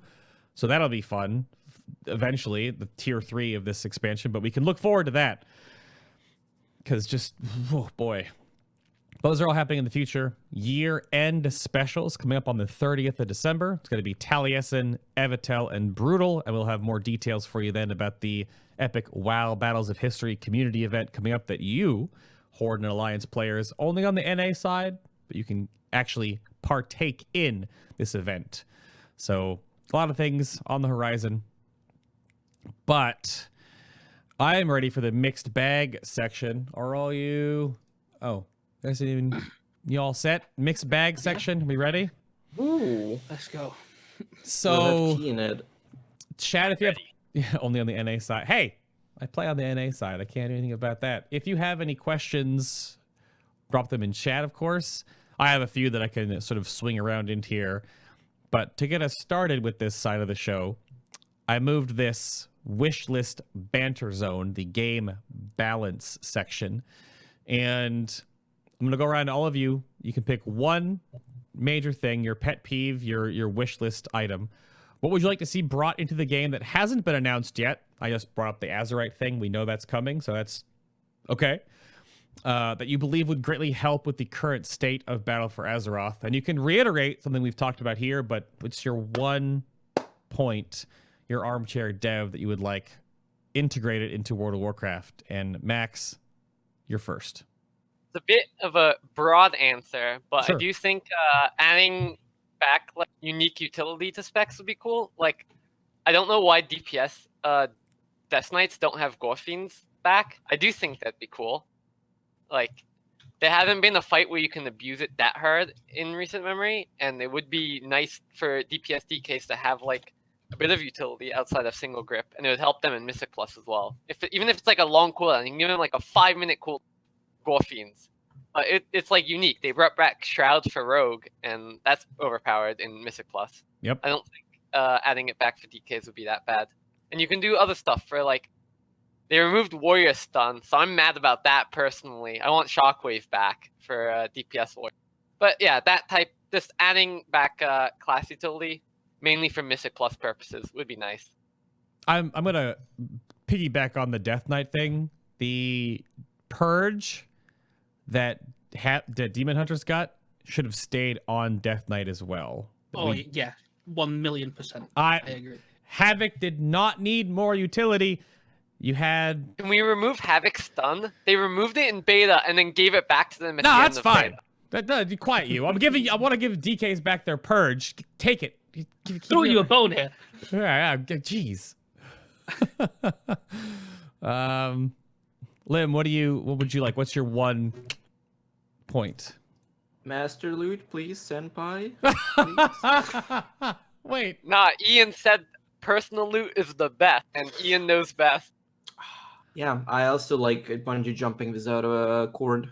But I mean, like it's if we can have personal, I mean, our master loot, I don't know, like tier sets or something. Because right now, like Azeroth, like they talked about how cool and interesting and everything and exciting it's gonna be, but it's honestly like not.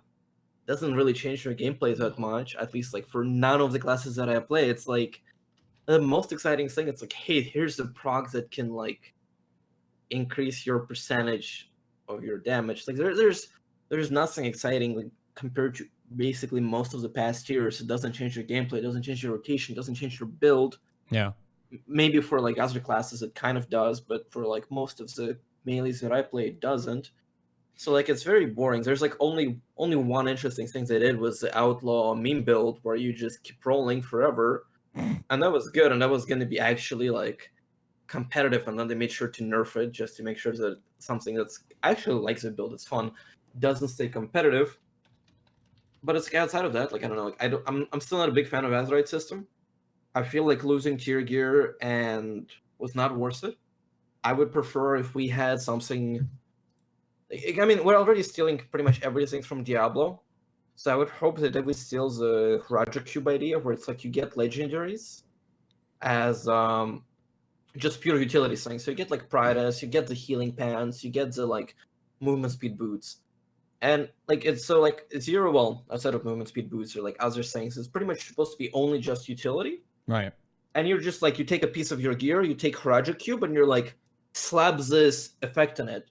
And you get utility, and say like on this fight you can say like, hey, here I'm gonna be like standing a lot, so I want to get my buffs that heals me. Here I'm gonna be like moving a lot, so I want like my like say for warriors like my double or triple heroic leap, whatever it is. Yeah. Or like rogues, like hey, I'm fainting on cooldown, and make it heal me for a lot. Like that would actually be like a cool and enjoyable thing that like adds choices. Because I remember like I want to say during the BlizzCons that announced BFA. Azeroth system was like all about choices. Like, hey guys, on this boss we have this thing, so I'm gonna spec into Ghost Wolf talent. On this boss it's a different thing, so I'm gonna pick the other defensive talent. And then Well, like once the game yeah. actually happened, it's like, yeah, by the way, you actually pick them once for all specs, and that's it. Again, like the whole Azeroth system, I'm still really not happy with it. I think we're gonna have to wait mean, until Yeah, they feels do like the new Daddy knows change best. to it. Void. Daddy Ian knows best. Mm. It does feel like screaming into the void when you like talk about this, because we've already complained a lot over this, so I'm sure that no one would be listening from them by now. But I'd give an actual serious answer. That what I want them to do if they're going to change the Azeroth neck to give something. They hinted that they might give active abilities. I seriously think that they need to put things in there that either like strongly accentuate niches for the specs to give them something that makes them really desirable over other classes that they're competing with, or shores up serious weaknesses if they aren't willing to do that. And they need to be active, because no matter how many times they say it that they've like drawn back on removing abilities after Legion, they literally just removed the artifact, and there's no amount of time that they can say that wasn't a lot of stuff to lose in one big go, because that is effectively pruning without saying it's pruning when that goes away. Yeah, like to add to that, like the whole like artifact removal thing, I've purely heard a lot, because they added in like some gold trades back, but it's like there's a lot of things that were like minor, so like I wouldn't say like want them to be like a single talent, because there's like a ton of things like for like rogues that were like, hey, this is a very minor things that I don't really care enough to as a talent. But when you have like 10 of those little minor things, 10 little things make one big thing. So it's like, unless like Blizzard's like, hey, by the way, here's like a talent that gives you like 15 little passives, it wouldn't be equivalent, but you still lose fun. So, and in terms of active abilities, that's another thing I noticed that I personally hate. That's the most fun I have is in open world, because we get those cool PvP abilities. And like I played a few classes, and say like I played enhancement very briefly leveling, but for me, like say like the difference between like playing enhancement with the PvP talents that make your Storm Strike do good and a few other abilities actually improved versus without it is massive. And say like as a like BM hunter, when I play it, it's like, hey, my PvP talents give me like a 2-minute cooldown that's like kind of fun. It gives me a 30-second AoE DPS cooldown. Those are fun things. As a rogue, like again, like PvP talents like vary from class to class in terms of fun, but say like as enhancements shaman, I had a blast just leveling with all of those things, or like my Storm Strike proccing and everything. And then I went to dungeon, I'm like, this is horrible. I don't want to play this. This is miserable. Please give back talents. So like that's might be like one of the other things they can look at. Because in Legion we got artifacts. In WoD we got the leveling passives. Leveling from 110 to 120, we lost things, and at most we got like 2 or 3 random procs from Azeroth. That's it. No like gameplay changes. Let me look here. I'm going through chat. I don't want to know if I want to go too specific with these questions, I suppose. I mean, it was brought up. This is sort of a question that I have as well, which is in tandem that I was curious. But which melee specs are you enjoying the most right now versus which ones do you enjoy the least? Which goes with I can give that one. I saw the question in chat. I could like, because it's what's the most fun to play, and the most fun to play is really hard because it's really subjective. Of course. Because obviously for me, the most fun to play, even though it's got a lot of its warts, it's still enhancement, and that's why I play it. So I can't give like an objective one. What flows better though? I like what I don't like. I think that Feral is struggling a lot because it doesn't flow. And I'm not gonna like pull any punches. They tried to rework it, and what they did was good. They just didn't finish it after 2 months of leaving it on the PTR to rot again. So like small micro rant there, but like what flows well. Like I think Assassination Fury flows pretty well. Fury flows really well. Yeah. Right now. Assassination was always like one of the specs, and when BFA just launched on beta, and everybody was like, "Oh my god, my class is broken with artifacts." I was like, I get hasted bleeds. Literally, only thing I wanted for this entire Assassination like has a real proper ebb and flow to playing it. It feels quite good, and it's got good strengths and weaknesses to it. So I like that. I like Fury. I mean, sub got it. Enhancements so it's not flow fun to play. is like, if it works, it's really good. But when it doesn't work, it feels like you're, chewing on a cactus. But I actually like survival a lot. Survival, I Havoc's feel like flow it's is really pretty fun. good. Well, which I'm gonna caveat Lim here real quick. I want to survival, bomb survival, or mongoose survival, because they're very two different styles of play. I would say both. Like if you're talking Oh. about the bomb as the last talent, Yeah. there's like triple rotating. I mean, rotating bombs are a good idea. I feel like it adds gameplay. I'm just like until the buffed talent, blur of talents, whatever like the things that like buffed your CA, Viz agility. You played both. You played mongoose, Viz, bombs. So that was pretty fun gameplay. And I feel like overall, like people still hate on it after Legion because like anybody like can argue with me, but in Legion, survival was just god awful. You have like 25 dots, some of them doing like minuscule was a damage. You have like mess. some Yeah. buffs to keep up. Like it's just like Yeah. Blizzard designers just like threw up in a box of ideas and just whatever didn't get covered, like pulled out like, hey, dot, buff, cool. And it was like the spec was all over the place. Right now, it feels like I would say an average, like feels like smooth, kind of mostly smooth playing melee spec. It still has its issues. I would still say that some of the issues that I don't personally like is AoE. Because like based on talent, say you basically have to force like, hey, am I gonna go for like cleave or am I gonna go for big AoE? But it's kind of like I feel like by design a bit. So I would say overall survival is fine. Enhancement, like I said, is tons of fun to play when you have PvP talents. And like Wordup said, without it, like I would go into Well- dungeons, and it's like you go into dungeons and it's like if I don't get any procs, I was just like I'm not gonna play this. Like you do one dungeon where you get bad procs, and I just like logged out. I'm like I'm gonna touch you like 1 week later when I get my rested experience back. And sometimes you just get like lucky day, and you're getting procs the entire evening, and I'm like okay, I'm just gonna keep on playing. From other specs, like Assassination's good. I think Demon Hunter is really fun. I played it briefly on like PTR because I'm not leveling it on live because no reason, but I feel like as the newest baby spec, it's like it's the best by design because Blizzard just had way more experience coming up with it and put way more effort as their like major selling point. So spec Demon is Hunter designed to matured a lot. perform well. Yeah, it Demon has Hunter good single character matured a bursts. lot over this cycle, which is Yeah. it is almost the only spec that I could say that they did decent work on between the end of Legion and the start of BFA. It's just I think a part of it that people really like about it is that it's super consistent. Yep. Which is weird compared to Legion, where it was like unbelievably variable. But now it's like it's really consistent and it's got a lot of tools that it can pick and choose. It's just generally it's really hard to criticize it, like as it is right now. One other spec that also doesn't get like attention is Outlaw. That, like I said, so part of the issue that I enjoyed Outlaw, why I enjoyed it so much, was the whole meme build, where you effectively just keep on rolling the dice, and it kind of removed the feels bad part of the Outlaw. Because if you played Outlaw before, it was like you roll the dice, you get shitty buffs, you keep rolling, and until you get some good buffs, your damage is just poop, honestly. It was just not fun, and oh god, every single Discord thing is blinking. Yeah, they're blinking right now. I don't know.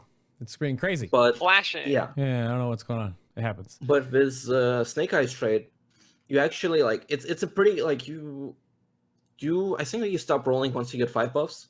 Up until then, you might delay it briefly. So like it changes your rotation slightly. So say if you get 1 buff, you want to use Between the Eyes instead of Run Through. There's another buff, you actually might want to like do multiple dispatches instead of like instant rerolling. But with that buff, it's probably one of the most interesting specs because the rotation constantly changes. Right. But you never get that moment where like, hey, I rolled this single buff that's also the worst one. This sucks. I'm gonna spend the next like 15 seconds getting combo points. I'm gonna roll, get the single buff shitty again, and it's gonna feel worse. So like I feel like that they actually made the spec where instead of like how it was before, where like the fun factor is like this is where you are. This is where you are at 1 buff. This is where you are at 2 buffs, and this is where you are at 5 buffs. They kind of made it like everything is here, slight bump for 5 buffs, and everything is here. So I feel like that spec, if Blizzard actually cared to make it competitive, could be super fun because like it's enjoyable, it has a different flavor, and it's probably I would say like as a rogue spec, Outlaw /Combat still probably by far is the most iconic one. because people like that was a rating spec for vanilla, that was a rating spec BC, Lich King, Kata, pretty much everything. Like up until they decided to butcher it in Legion, that was the game. That was a rating spec. Like every once in a while, like sub would pop up on PvE, assassination every once in a while would pop up on PvE, but combat/outlaw was always like the rogue spec. And then Blizzard's like, hey, we have this super popular spec that most people play. How do we make it better? By making it a pirate. Yeah. And gutting it. Yeah, Aw. and that never made sense to me. And like right now, I've only liked 2 incarnations of Outlaw. Was like one when we played on HFC, because it had like a very different build compared to everything we played in Legion. And another one right now is a single Snake Eyes buffs when you're still playing Rolls of Bones, not Slice and Dice, but the buffs make you adjust your rotation on and go, and that's like kind of the cool part of it. Can But like I we? said, Oh, that's about it. I was gonna give us a complete gear shift here real quick. And Max, do you want to do a Dr. Pavel monologue? Oh, okay. Sure. All right. Dr. Pavel, I'm CIA. He wasn't alone. You don't get to bring friends. They are not my friends. Don't worry, no charge for them. And why would I want them? They were trying to grab your pride. They work for the mercenary, the masked man. Bane. Get them on board, I'll call it in. The flight plan I just filed with the agency lists me, my men, Dr. Pavel here, but only one of you. First one to talk gets to stay on my aircraft. Who paid you to grab Dr. Pavel? Bang! He didn't fly so good. Who wants to try next? Tell me about Bane. Why does he wear the mask? A lot of loyalty for a hired gun. Or perhaps he's wondering why someone would shoot a man before throwing him out of a plane. At least you can talk. Who are you? It doesn't matter who you are. What matters is their plan. No one cared who I was until I put on the mask. If I pull it off, will you die? It would be extremely painful. You're a big guy. For you. Was getting caught part of your plan? Of course. Dr. Pavel refused our offer in favor of yours. We have to find out what he told you. Nothing. I said nothing. Well, congratulations! You got yourself caught! Now what's the next step of your master plan? Crashing this plane! With no survivor! Alright, there you go.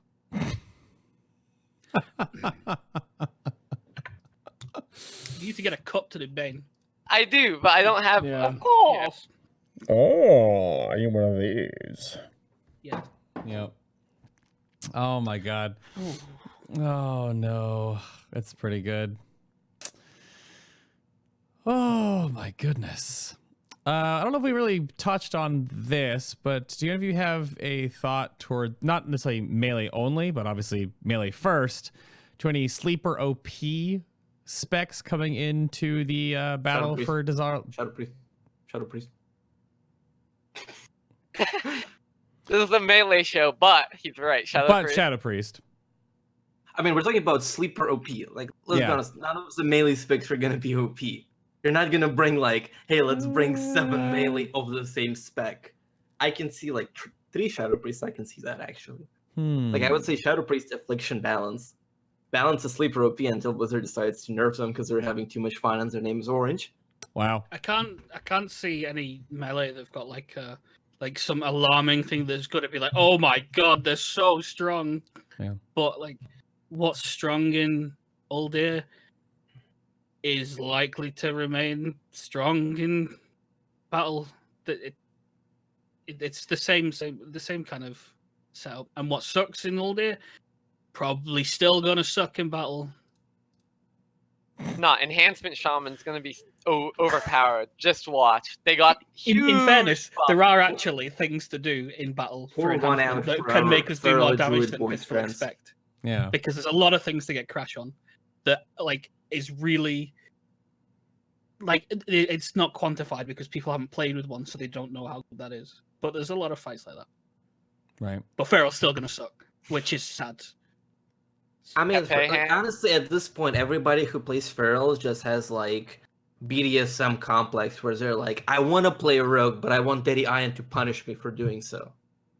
Like, Feral was the last time it was good. Was like, I want to say what, like Siege with Roro. It's like When it was by broken now, by a trinket. yeah, you it's know. like by now, like if you wanna play Feral, it's just like, ooh, Daddy Iron, ooh, I want to play a rogue, I want to play an energy class, but punish me. Yeah. That's Yeah, I can't see there being anything. Obviously, we've only got like very short cycles of testing, and they've only really done one. So it's really hard to judge, but I can't see anything like hurtling out of the gates as the raid starts, where everyone goes, "Oh my god, I didn't expect there was going to be someone playing like DPS Disc Priest or something like that." It's just going to be like, it's just going to look like the old day one, maybe like slightly altered with some fights for the melee at least. I hope we can just see encounters with 5 melee comfortably, maybe even 6 without crazy issue. Because that actually affects different guilds and their rosters in a totally different way when they literally can't bring less melee because that's their roster. That's just their players. That may affect more of the heroic side of things more because they'll just have more spots they can fill. And it's not as restricted as the Mythic. But then if certain encounters like, well, you brought 9 melee to this and good luck. So hopefully that's not a big deal in Dazara lore. There's just some fights that are just very fun looking. I don't know if they're going to be very strict on either or ranged or melee. So I've got to be really honest. Fight there's some of the fights there that like are visually look really good, but are actually incredibly boring to do. But I'm really looking. There's also ones that don't look that wacky. You get shrunk. There's one that's not. There's ones that aren't that wacky, but are really fun. Right. Like the monks shooting you up into the air, and you have to like spin around to block things. That's really cool. And it's not like it's the most visually over the top thing, but it's really fun. And then you've got like slightly contentious, but you've got Jaina, which is like visually one of the best fights I've ever seen them do. But the actual fight was either not finished, was kind of boring. Yeah, it wasn't. It was boring for melee because there wasn't really much. Really long, and it was really long. I know, like you had to give people assignments to like do stuff, like bait the fire or something, and do the cannons. Put out the fire on. Yeah, do the cannons. Put out fire on the cannons if there's fire on the cannons. Except like you're not gonna give a melee DPS that job because like they have to run away from Jaina and do no damage to do that. While ranged are already out there and they can just like they can sit by the cannons and do them. So it's like for melee, it felt a bit like Gul'dan, where Gul'dan, I mean, I had fun on Gul'dan because I was a Fury Warrior, but Gul'dan, there wasn't really anything for melee to do. As somebody who had to soak every single soul on Gul'dan and use Drive of Souls to stay in a well, I spit on you. I mean, yeah, Jaina was basically that the range do the boat, like the interesting boat stuff, and the melee just clean up ads that spawn, that get loose, and run out of really big telegraphed ice spells over and over. Yeah, that was saying I'm really excited for Mechatork when we get 30 seconds of minus 99% damage debuff, and it's like, hey, you're going for rank 1 first. Well, enjoy a random debuff where you just don't do anything. Haha. Well, if you get the debuff, you get in the robot so quickly. That fight is literally probably going to be like off all stars within the first week due to bitching. That's fine. Kira will figure that out. I'd still say though, there's reason to look forward to the raid, at least for me. I think that it looks really fun from what I tested. I had. Yeah, now there's a chance that people gonna have and gonna be in raid. It's like, hey, I might be brought in now as a melee. Yeah. How about nobody's gonna be? Let's bring 7 melee of the same spec. That's the weird part. That was the thing we were talking about in the after show about how you can always bring, you know, multiple mages, warlocks, hunters, right? Even boomkins, but you never like outside of rogue. You're never say what's gonna bring. Maybe warriors for execute. Maybe I would say warriors for execute. I mean, even on Argus, you didn't bring that many warriors though. You weren't stacking like 5 warriors to Mythic Argus. You brought like 2. I don't know. Yeah, to justify stacking, you need to either bring an absurdly specific It's like damage 4 profile plus, that yeah. is like perfectly tuned to how the fight is, or you need to bring an like impossibly important utility spell. So like Mass Grip on Manaroth. You know, that kind of thing. It has to be those kinds of things that make you stack. And Yeah. in Agrimar. DPS especially, and I don't think that the DPS side really happens anymore. Like the gulf is usually covered a lot of the time. It's the utility things that are throwing it off balance. Okay, how about this, and then we'll get to closing remarks. So this is a fun one that I'm sure many of us as Melee players in chat, in the YouTube comments, or on the show have experienced. So, are there seriously ranged in Melee right now? Why are you so close to the boss? Just you have all this room. Why are you here? Can you all share a Melee DPS horror story you've experienced in the game? Can I just say the entirety of fetish progression? Does that Yeah. Honorable mention. Cheers to that one. Yeah, is that yours, Max? And Is that Gahoon. yours? Let's That also would be remember mine. Gahoon with people like roller skating through the melee as there's a wave going off. Let's not let those go. I feel Okay. like every single player who plays Mistweaver has like some jihadi in them. Oh, Because they come on. just want to like run in and be like, Allahu Akbar Melee, I am here now, enjoy. Well, they get in, they hit some buttons, and they get out. But normally, See, it's... that's the thing that they just don't get out. Oh, they don't. I Okay. have my specific story immediately when you say that, and Go for it, Senpai. I'm the one who usually shouts when someone gets in melee because I see them there. Right. And Eisen, when he was on, alluded to this happening. And this was one that caused a very large argument briefly after, which is a Moonkin who was staunchly standing in the melee on Cenarius for like pull after pull after pull, and would get roots, and he would root the entire melee, and then everyone would die. And he'd do it, and then he'd say, "But there's nowhere else I can go," and make all of these excuses. But there was like 10 yards behind him, but it would refuse to not be in melee. Like they've got all of this room, but why go there when you could be like by all the warm bodies that you can kill with mechanics? That's what the range seemed to do. So yeah, there's that one, and then there's the fire mage idiot. He told you that story. Yeah. That was his ranged horror story. Yeah. That's different. No, it's actually Arcane Mages. I can't wait till Arcane is actually like good in raids, and you just see Arcane Mages going to melee to spam Arcane Explosion during Give mechanics. people seizures. Yeah, that's gonna be my trick reporting. Like I remember in Legion, like at the end of Legion, once Arcane became good as it usually does at the end of expansion, I was doing some dungeon. There was just like mage idiot standing on top of me, getting targeted by everything. And I was God bless when Frost and Fire were the only two specs you could play.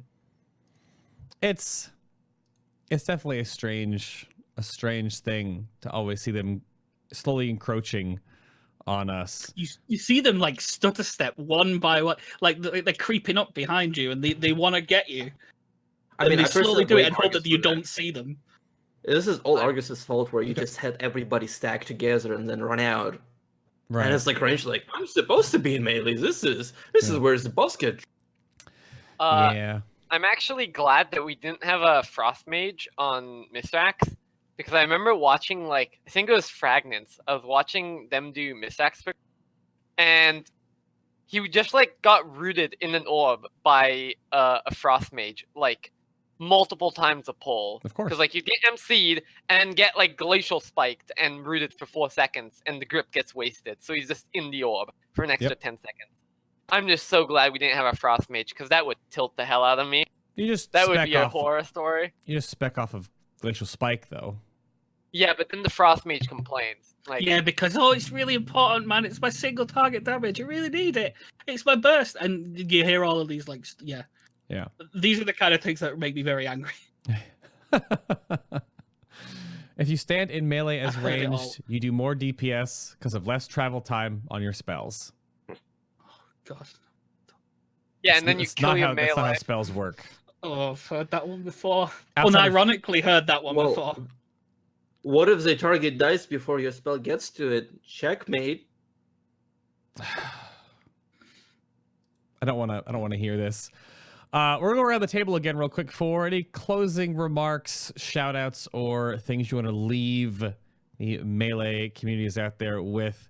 And just because I can't give him the floor last, I'm going to give the floor right now. Grayhound, what do you got?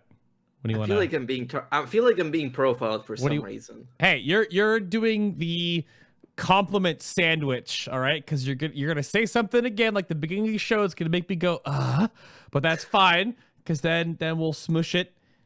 It's okay. It's all right. No, this is your time. What do you got to soapbox about? Go for it. Blizzard, please. Well, one, just remove cooldowns of GCDs. Like, it's not major, but it's still like I said, it's not major. It doesn't have to be, but it's just like I don't see a point now that you like. You didn't fix the issue that all of the classes that stack cooldowns feel horrible stacking them, even more so. Right. And all the classes that don't stack cooldowns, it's just pointless. Outside of that, like, I would hope Blizzard would actually kind of design fights. Yeah, Gratos PK. But design fights that aren't punishing for melee. So, like, please no more Fetid where you bring 7 melee and you want to kill yourself because, like, everything's covered in circles. Yep. And there's nowhere safe to go. But at the same time, like, you don't need to, like, there's no need to design fights like, say, Gul'dan, where melee just tunnels the boss, unless you're one of the rogues who has to, like, spam feint for 50% of the fight. And range just do all of the mechanics. You can design some things that just... Most of the mechanics, as long as they don't involve, like, you need to be 10 yards apart from the next target, kind of handled fine by melee. Like, some of the better examples were, like, Geralon from back in MoB, where... Yeah, melee get punished more as a range, but melee literally doing double damage in legs and stuff like that. And like Blizzard has done balanced years in the past. I don't know why. Like right now, it's kind of like all of the fights are swinging. Like either you just want to bring melee, like so, like right now in mid-tracks, like if you have a ton of melee are having fun. Rangers are the ones who are like, our Warlock was on Suicide Squad watch because he's like getting orbed 3 times in a row, and he's like, if I get orbed one more time, I'm taking my hands off keyboard and going for like a walk. I'm like, I can see that.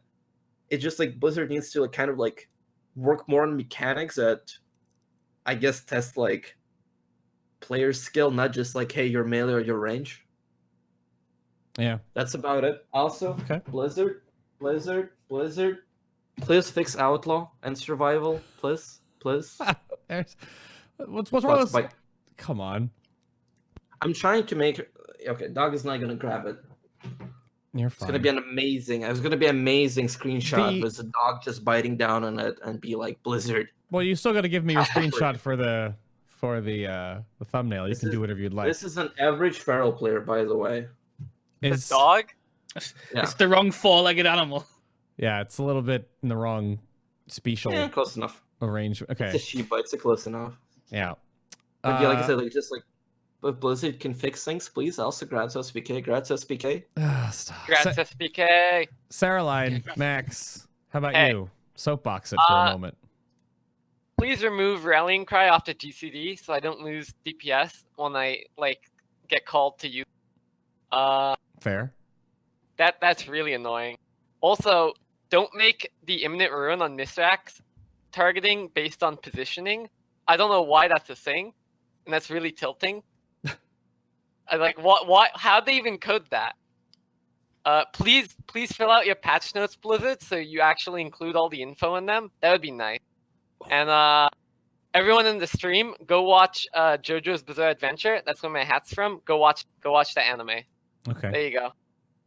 That's a good. That's That's all a I good have plug. to say. That's a good plug. I like that.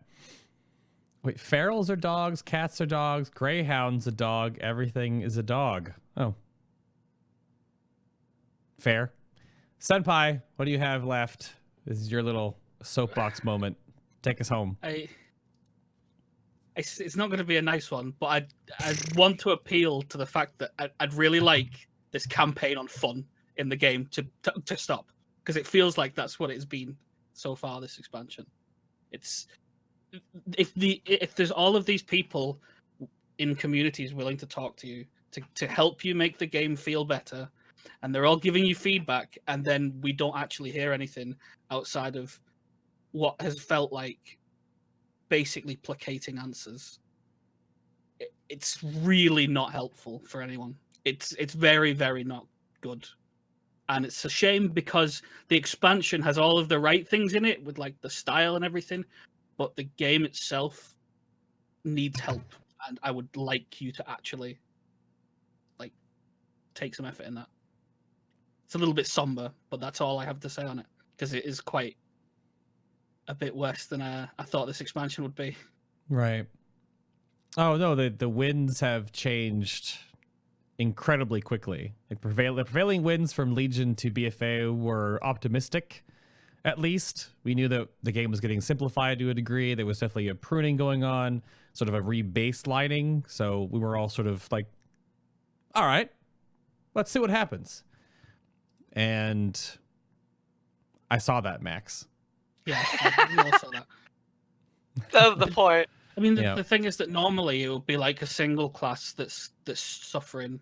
I mean, we've been that as enhancement before. I mean, or like Feral's been like there's loads of classes that have all had that one tier where it was really bad. Right. And you could argue that right now there are classes that could say that, but the problem isn't one class anymore. It's spread outwards, and that's when it's a serious problem rather than a single problem. And that I really think that that's the kind of thing that should be like enormous sirens going off in the office. They're screaming like, "Oh my god, we've got to do something, or else everything's going to explode," which is not the impression that I feel they have right now. Yep.